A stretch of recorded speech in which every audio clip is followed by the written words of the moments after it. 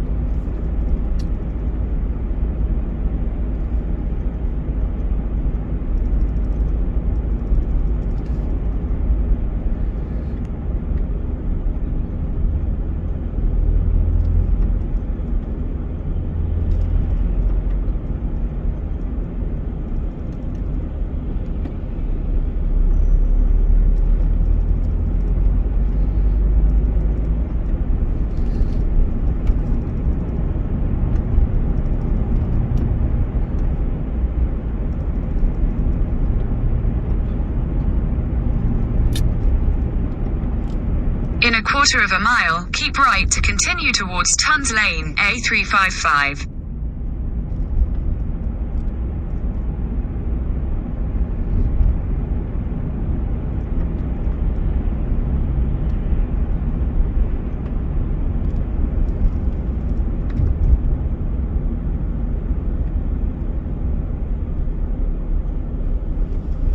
Keep right.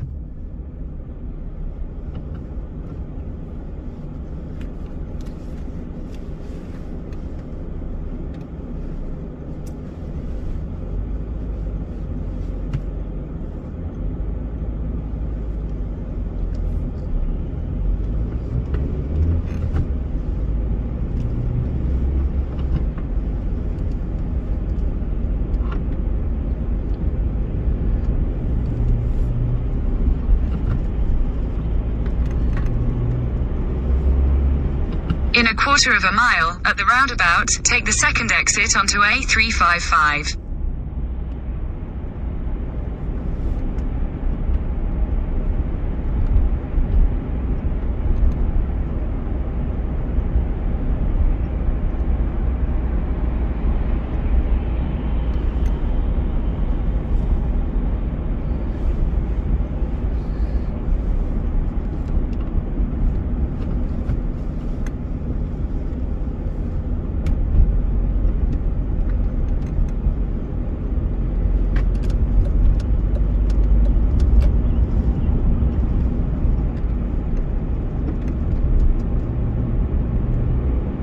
quarter of a mile, merge onto M4.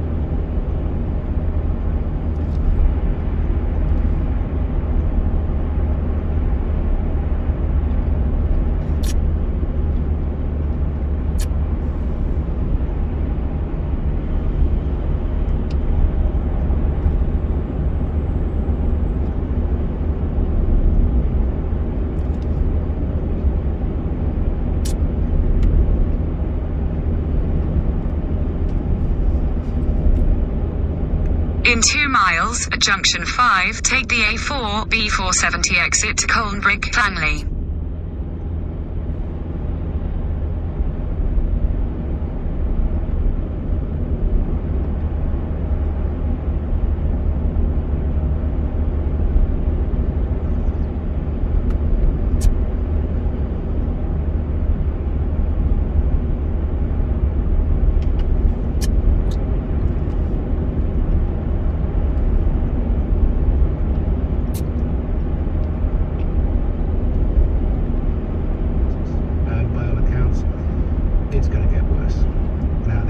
This Russian strike, and it is a Russian strike. Don't let that dirty little narrative come through at you that it's anything to do with Ukrainian authorities. It's a false flag. Well, you know, the Ukrainians they're not perfect. It was NATO expansionism heading east. That's what forced Putin into defending his land. Nonsense. Don't tolerate it. Don't tolerate it. Have a look at the pictures. Listen to yourself. Put it through your own filter and then ask yourself the question, who's done this? Russian strike at that railway station in eastern Ukraine, Kramatorsk. They knew it was women and children, old people fleeing, getting out before the east is taken over entirely by Russia. They knew that. Have a look at the pictures. Go on, Google image. Just force yourself to do it and then ask yourself, what are we going to do when all this is over?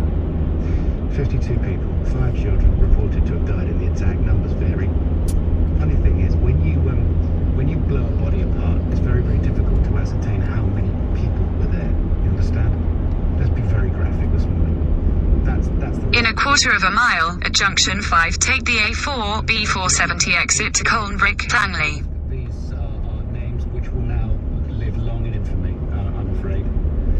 The Ukrainian Security Service claims to have intercepted comms from Russian troops that provide evidence of war crimes, that according to President Zelensky in his address yesterday. Exit at junction 5. Admitted killing civilians whilst talking with parents about what they stole, who they abducted and what they've done with them. In a quarter of a mile, at Langley roundabout, take the 3rd exit onto London Road, A4. Pilots who had maps with civilian targets, that sort of thing. Will all this evidence, if it is evidence... In 2 miles, at junction 4B, exit towards M3, M23. Somebody who does is Sir Jeffrey Nice. I'm delighted to welcome Sir Jeffrey to the programme. Lead prosecutor during the case of the former Serbian President Slobodan Milosevic for war crimes at the International Criminal Tribunal. Delight to see you this morning bright and early, Sir Jeffrey. How are you? Good morning. Good morning to you. Vladimir Putin, is he a war criminal? Absolutely, and he's been a war criminal from the start. The invasion was unlawful, it was an act of aggression, and from the very beginning, war crimes were being committed, and he knew about it because, of course, he watches the television like anyone else, and has the news reports from other organisations that he isn't watching, other media that he isn't watching, informed, told to him. So he knew from the beginning that war crimes were being committed. When people raised the rather silly argument that how do you prove the connection between these crimes and him, it's actually very easy. First of all, soldiers are likely to be doing what is expected of them, if not directly instructed to them. But more important, as soon as you, the man in charge, their crimes are being committed, you have an absolute duty to bring the people back, put them on trial in Moscow. Have we heard a word of that? No, we haven't. Right. Yesterday, Boris Johnson, the Prime Minister, said it's a war crime to indiscriminately attack civilians, and Russia's crimes in Ukraine will not go unnoticed or unpunished. There is still a possibility that they'll go unpunished if we don't act. They may go unpunished even if we do act, because if for example, an indictment is raised at the International Criminal Court, or they find a way even of bringing the crime of aggression against him, notwithstanding his position on the Security Council, but he stays in Russia, and there's no regime change of the kind that hands him over to the international community, then he may never be tried. And the determination to have him tried is, of course, absolutely appropriate and commendable, but we shouldn't work on the basis it's necessarily going to be achieved. And that means what we probably should do is recognize that almost as important, or as important as getting the man tried, is to ensure that the narrative about moral guilt is never qualified. And the point you made before I came on about not letting a narrative get through is extremely important. It is the duty of all those with power in the countries concerned to say unemphatically that this is war crimes, unemphatically that Putin is guilty. And although I can't say this because I've never been a victim myself, and therefore I don't know quite what the particular value is for victims of this kind if a man is brought to trial and convicted and sent away for life imprisonment. I can't know the value of that, and I mustn't undervalue it in any way. It may be that for victims it is as important for there to be a clear international narrative of culpability. And so don't worry quite too much about whether the man will be brought to trial. Much more important, or as important, is that the narrative of guilt should be emphatic, unconditional, and advanced by rule. We spoke earlier on this week, as you kindly agreed to be interviewed here on LBC. And one of the things that we talked about was our treatment of Vladimir Putin and our relationship in the democratic West to this man, and our response to his actions in other territories and in other theatres. And we haven't responded strongly enough. Could you put some meat on the bones of that for us? No, we haven't responded strongly enough, and there are probably several reasons for that. The power of money is likely to be one of them, but possibly the principal reason is that the policy of mutually assured destruction that has apparently operated successfully to keep us from killing each other with atomic weapons has also brought us to the position where we are powerless to act in the present circumstances, or so it is thought.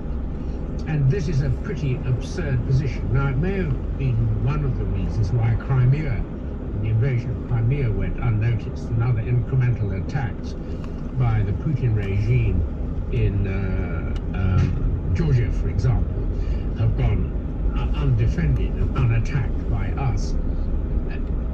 But we've now seen the real consequences of the MAD, curiously it does spell mad, policy. And that is to have left us completely powerless. And how much longer can this policy operate? The point you made in your introduction about the narrative that must not get through, blaming in part Ukraine or blaming NATO for what has happened at present, is something that has to be borne in mind when we consider this blackmail that Putin is effectively achieving over us. Because as you say, or as you implied, I think, what's likely to happen is that because of the failure of the mutually assured destruction policy, is that there will have to be a compromise. The compromise will inevitably, or may inevitably, involve Ukraine giving something with the blessing and approval of the whole West, including countries like Germany, which so need, apparently, the gas and oil. That will lead inevitably to some criticism about Ukraine lingering in the minds of your listeners and the public generally. That will itself lead to a reduction, maybe, in the sympathy that the British citizen now feels for the citizens of Ukraine and to the hospitality that they're offering. And these are all the consequences, and you can't say they're entirely unforeseeable, of a policy that means we simply cannot strike back. You may find it worth contacting General Sinead Parker, if you haven't done so already, who a week or so ago made a controversial statement about NATO being defeated. Now, Sinead Parker is what he was. He was a general in charge of the army overall, the absolute top military man, and he has a conception of a smaller group of nations, I think. But you must ask him about this. Secondhand is never much use, is it? You must ask him. He has a concept that a smaller group of nations acting together might have been rather more successful. But if he's willing, I should get him on your program, because he's got a lot to say. Well, Jeffrey, we'll certainly contact him, and maybe I can get him on bright and early tomorrow morning. As you survey with your years of experience in the International Criminal Court, the Old Bailey, and beyond, this extensive set of achievements, as you look on at this, did you ever imagine, as Boris Johnson was saying, that we would see a Europe like this 45 days on from an invasion? Did you imagine that you would see Europe in this state again? It's very unsettling, disastrous, of course, for Ukrainians and those close to this theatre. But how do you see this panning out the next few weeks? Well, first of all, I think that many people have had underlying concerns about the security of the world, given the complete focus on monetization of everything and the willingness to overlook the fact that the duty of government, primary duty of government, is to operate a system that defends its people. Now, you may think, following on from that very general observation, that Germany must be asking itself, how could it have left itself in a position where it could not be self-sufficient, apparently, without depending on the country most likely to become an adversary? And we should be reflecting on that as well as we consider the reduced spending that there has been on the military over recent years. So I think there has been, amongst people who think about these things or worry about these things, there has been an uncertainty, an anxiety about what could happen, given the way that the world has moved. And we in this country should remember, most Northern European countries should remember, that whereas the people who set out the architecture of peace as was intended by the creation of the United Nations, by establishing the Universal Declaration of Human Rights, by drafting and having put into force the Genocide Convention, whereas those people had direct experience of one or sometimes two world wars, probably most of them two world wars, knowing exactly what people could do to each other, more or less firsthand. Our present politicians are far too young for any of that. Right. have no real experience, Yes. and it's quite easy without experience to say, well, this isn't going to happen. Well, I remember how many people were saying this couldn't possibly happen, even when 190,000 troops were encircling the nation of Ukraine. Extraordinary. It's been a pleasure. Thank you so much for your time. That is Sir Geoffrey Nice, lead prosecutor in the case of former Serbian President Slobodan Milosevic, war crimes at the International Criminal Tribunal in the Hague. Much food for thought. Your observations on what Sir Geoffrey Nice has just said: 0345 6060 973. And talking about people who've actually been there and seen what is going on. I'll be speaking to somebody, a reporter for the Washington Post, who was at the scene of that attack at Kramatorsk station yesterday that killed at least 50 fleeing civilians. It was an absolute horror story. I'm late for the news. Lottie Morley has that.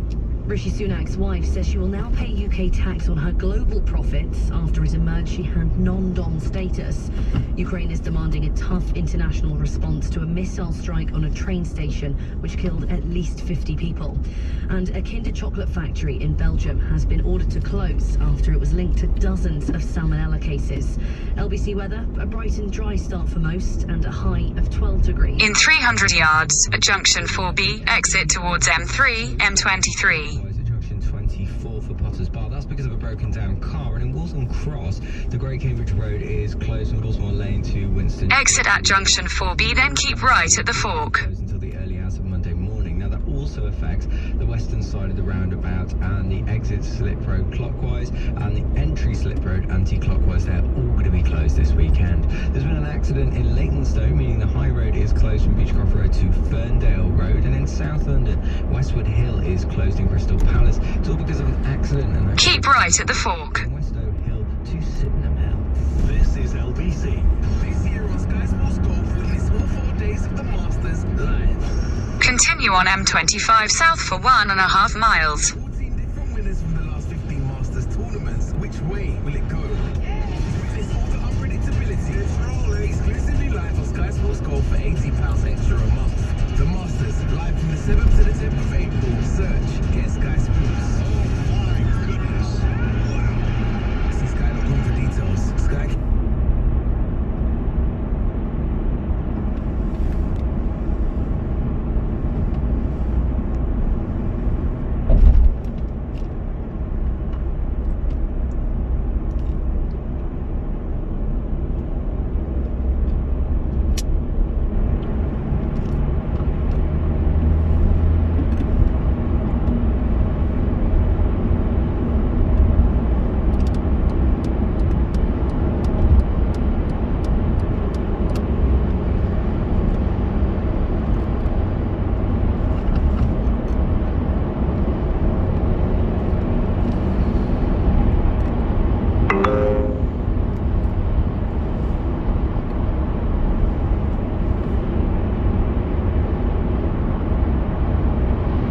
In half a mile, at junction 14, use the left 2 lanes to take the A3113 exit to Heathrow Airport.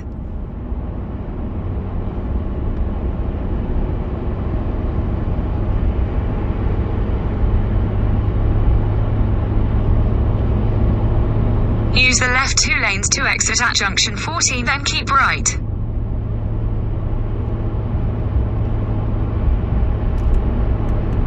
Keep right.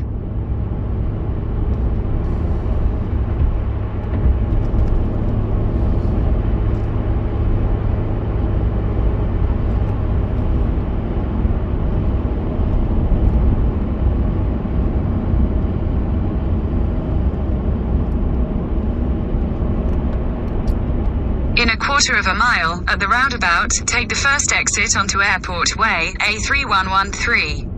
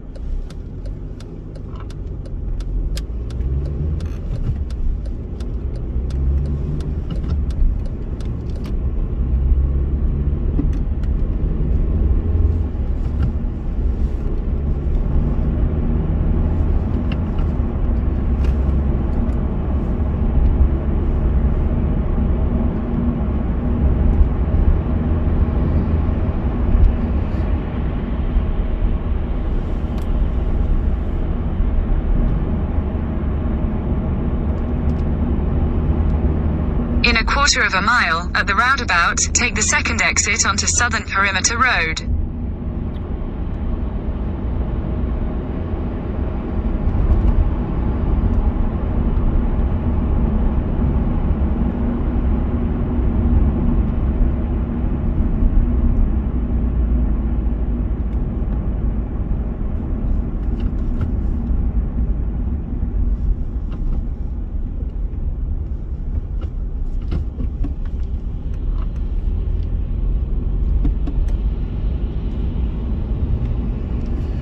Exit the roundabout onto Southern Perimeter Road.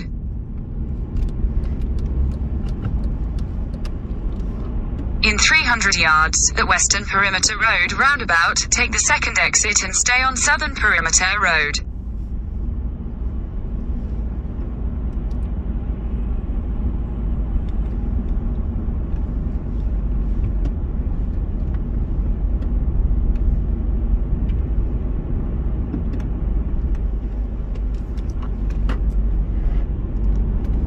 Exit the roundabout onto Southern Perimeter Road. Continue on Southern Perimeter Road for 1.5 miles.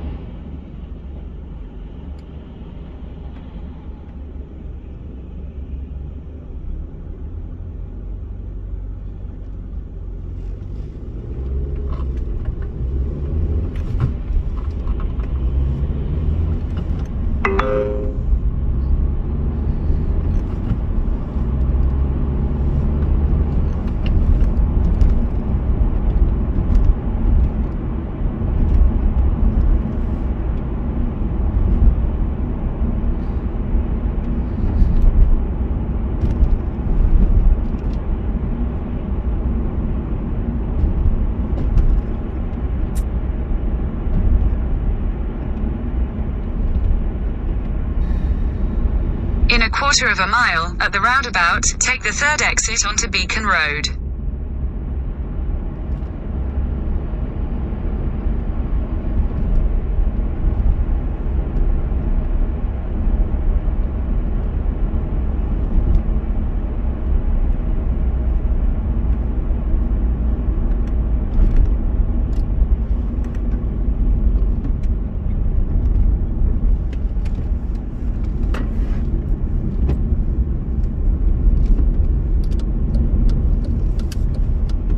Exit the roundabout onto Beacon Road. In 100 yards, at the roundabout, take the second exit onto Stanwell Road.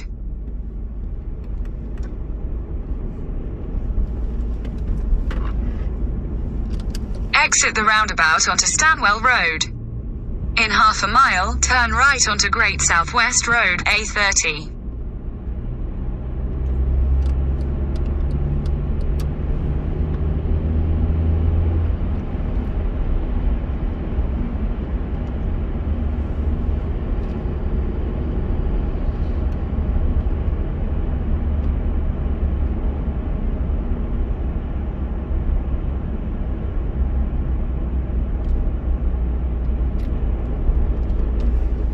Turn right onto Great Southwest Road, A30.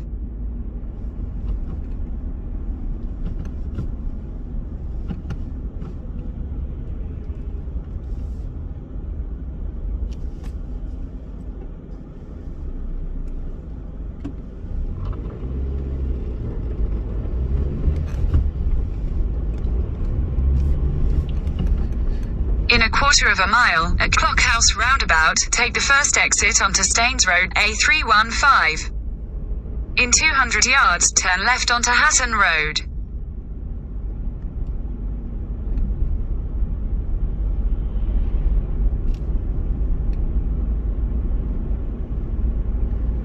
Turn left onto Hatton Road.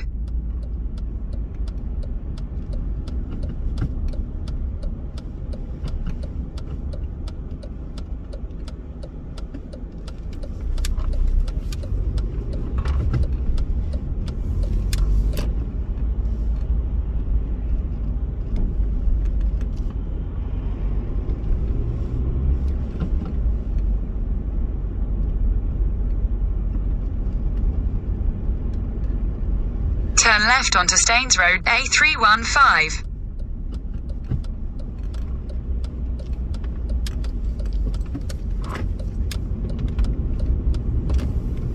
In a quarter of a mile, at the roundabout, continue straight to stay on Staines Road, A315.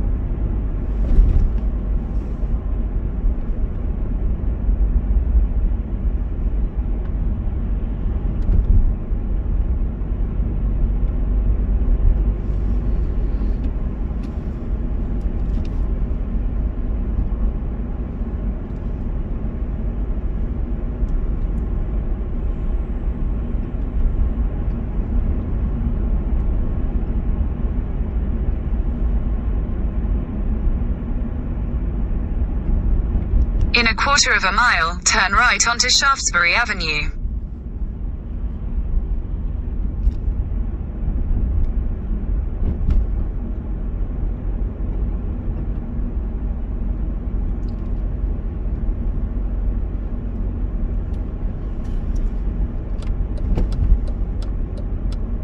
Take Take the next right onto Shaftesbury Avenue, then turn left onto Roslin Avenue.